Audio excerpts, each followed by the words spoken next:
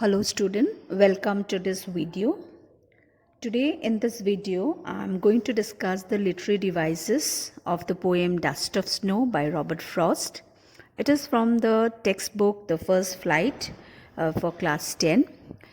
In the poem The Dust of Snow by Robert Frost, the poet explains how an act as petty as experiencing snow on one's body can brighten one's day up. So it has a beautiful message in the story. But today what I am going to do is I am going to discuss only the literary devices that are used by Robert Frost in this poem. The first literary device that I am going to discuss today from the poem Dust of Snow by Robert Frost is the rhyme scheme that is used in the poem.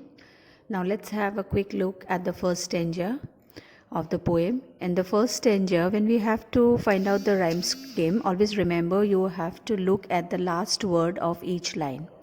So the first line, crow, okay, we name it as line number A. Now let's have the last word of the second line, me.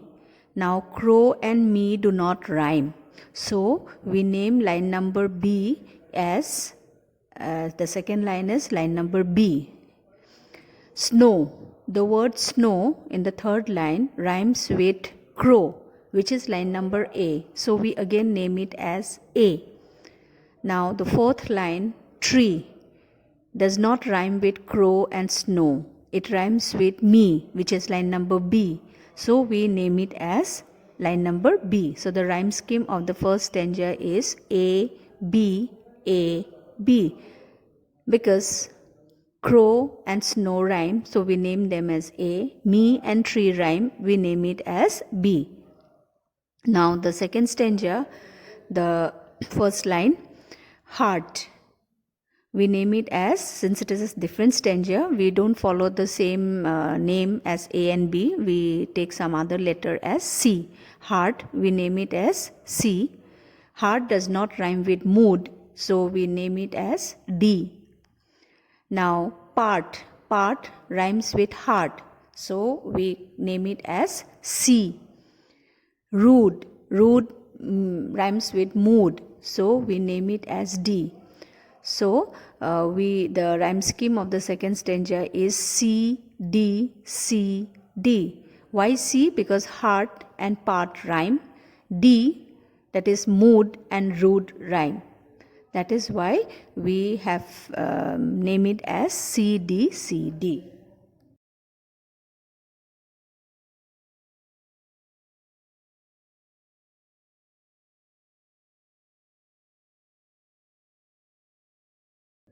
The second literary device used in the poem is alliteration. Alliteration is the occurrence of the same letter or sound at the beginning of adjacent or closely connected words. These letters are generally consonant letters, and the first letter of these words will be same and even the sound will be same. Okay, so the alliteration which we have in this poem is in the second stanza. If you look at the first line of the second stanza, has given my heart, there is a repetition of the letter H and H.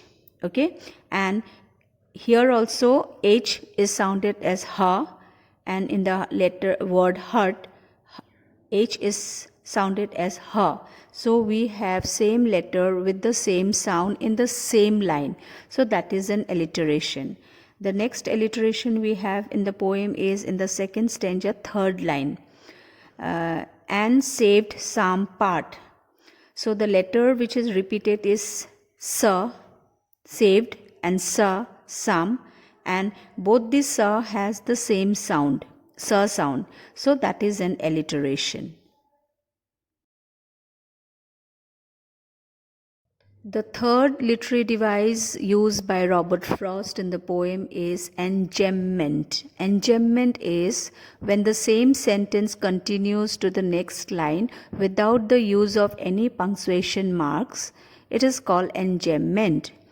And engemment has been used throughout in the poem. For example, if you look at the first stanza, when the line changes from one to other, there is no use of any punctuation mark.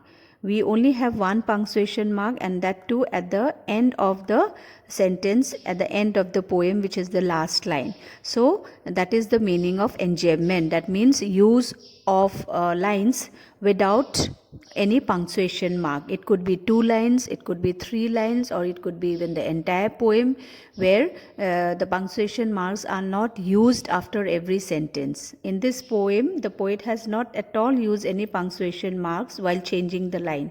It has finally, the poet has used the punctuation mark only at the last, and that is at the last line of the poem. So that is called enjambment.